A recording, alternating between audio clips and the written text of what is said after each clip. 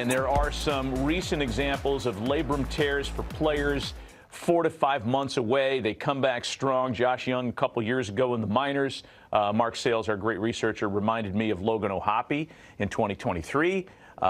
Did it on a swing in April and missed about 4+ months and came back. So they're expecting a similar timeline for Ohtani. I mean, everybody collectively gasped when he stayed down on the ground. The interesting thing with Ohtani is he pitches.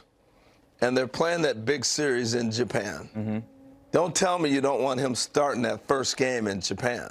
You mean on the mound or at the... Yes. So how's he going to be able to pull that arm through? How's it going to work? How's it going to... He can't do anything. It may slow down the pitching. So it slows down the pitching. It slows down everything. Yeah, I didn't even think of the early opening. The Dodgers do not have a lot of time before they get into camp. We'll talk to Brandon Gomes about that when we have him on the program a little bit later on. You wanted the definition of a labral tear. Yes. And here it is. All right. For the unindoctrinated, this is according to Penn Medicine, and we have a noted Penn Medicine physician ready to verify this slab, if you will.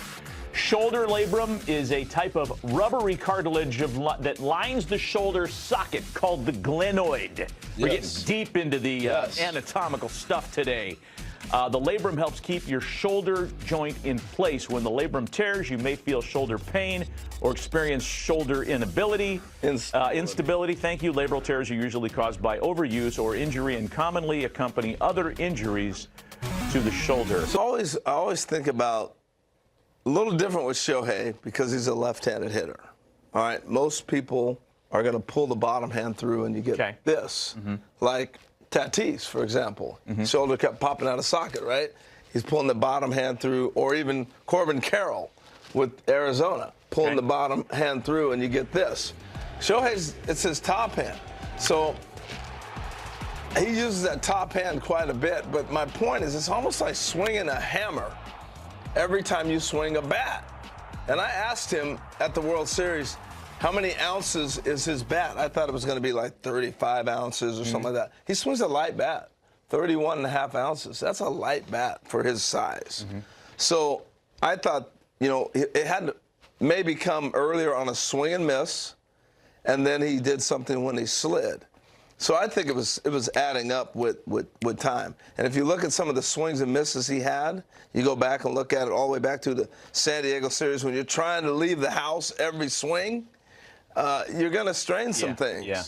And if you're trying to, you know, obscure the medicals, and people are going to know, right? I mean, it was clear that something was wrong with him. Yeah. In the 8th inning, he goes down, stays down. From that moment to now, talk about what you're thinking. Yeah, I mean, we didn't know what it was. We were up, you know, watching the game in the box, and obviously he was in serious pain. So we had no idea how it was going to play out. We went down following that to see what our doctors were saying, and we had a really intense 9th inning going on simultaneously. But following that, he examined well enough to go out and play, and there was nothing that was going to stop Shohei from continuing in that series. But, you know, seems like after the surgery, we're in a good place to continue to move forward, and you know, looking forward to him being fully healthy back in 2025. Hey, Brandon, you know, you're a former pitcher, and, you know, you don't just grab your right arm and throw it. You got to use your whole body. And so I was thinking about Shohei with the surgery now. Does that set him back pitching and getting ready for opening day, since you guys have such a short window with the left shoulder now having to recover? We'll get into his rehab some and kind of see where things are at. But, you know, as he gets going, we'll obviously err on the side of caution and be playing the long game here. But, you know, the long-term prognosis is that it won't be anything that affects his pitching, you know, long-term. We're going to talk about Shohei Ohtani for a moment because he's getting surgery. I mean, it's news. It's not like we're saying, oh, Shohei took decoy for a walk today. It's a real story here. Surgery to repair a torn labrum. That was the diagnosis after that slide in Game 2 of the World Series. He kept playing. Dodgers say he'll be ready for spring training. Anything to read into here? I mean, it is shoulder surgery for a guy who is going to pitch and hit next year. Do you think there are any concerns for the Dodgers? Anytime you say shoulder surgery, it is a concern. but it's his left shoulder. He doesn't throw with it. I don't know. I think this, yes, what Kratz just did, where you drive with your left shoulder as a pitcher, is a thing. Swinging, I don't think it'll affect him as much because, again, it's his back shoulder. So it's not when you get like Bellinger did when he used to he got extended, and that's when it would be like, ow. Mm-hmm. So I don't know that hitting will affect you, but I think he's got plenty of time to get back. And I don't think they're in any rush to get him back on the mound anyways.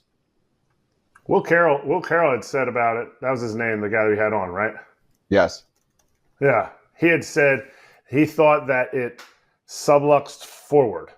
So I don't know if that means, because he said, if it was bad enough, they had to go in there and tighten stuff up, which I'm assuming they're going in and tighten it up. But like the only move that you would go with your back shoulder would be swinging, possibly, because you're ripping this way, pitching. I don't feel like it would affect it, but I mean, just getting it tightened up is essentially what they're doing. Because it pulled out of the socket a little bit and then came back in. If they're tightening that up, then I think he probably should be good to go. But I joked in our text thread, maybe he just doesn't want to pitch. He's like, hitting was so much fun and I won a World Series. Why should I need to pitch too? So maybe he's trying to get a note from the doctor. And I actually believe it in the long term. Is he going to pitch the entire length of that contract? Not necessarily, but is he going to pitch next year? Probably. Okay. Are you concerned that he won't pitch? No, I think he will, but I just said when he was going through his whole thing, I said, what happens if he wakes up one day and says, man, this is my second elbow surgery. I don't want to do this anymore. I can go 50-50 every year and win MVPs. Is his contract worth it if he just hits? I say yes. Yes. Yes. It's worth it. It's worth it in the fact that they won a World Series and they have a chance to win many more. And he's by far the best DH in baseball. And if he's not pitching, then he's stealing 50-plus bags for several seasons. And again, I'm just putting it out there. He is planning to pitch. This is not the news, but I'm just saying he's worth it either way in my mind, Kratz. $2 million a year for a while? I think he's worth it. I mean, he's making less next season than Kyle Hendricks, who we'll get to later. It's fine. Okay, I get it. He's making $2 million. His contract, $700 million, 465 present day value, whatever it is worth it. Is 100% worth it because they won a World Series. There's not one guy that you sign, unless you're the Pirates, unless you're the Rockies, that you're saying, this guy won't help us win a World Series. Like every single guy that you sign, you're pushing towards a World Series. So his contract is already worth it, let alone the fact that if he never pitches, if he comes back and he doesn't, there's always a chance. They knew his elbow was broken. And I get it. They're saying, wow, Tommy John surgery is super easy. Everyone comes back from it. Not the second one. Not a dude that is also playing is also hitting 4 times a game. Like they didn't have that certainty. They wouldn't have signed him to this contract if they didn't think it was worth it. And they already won a World Series. I don't think he needs to win 2 World Series to make this contract worth it.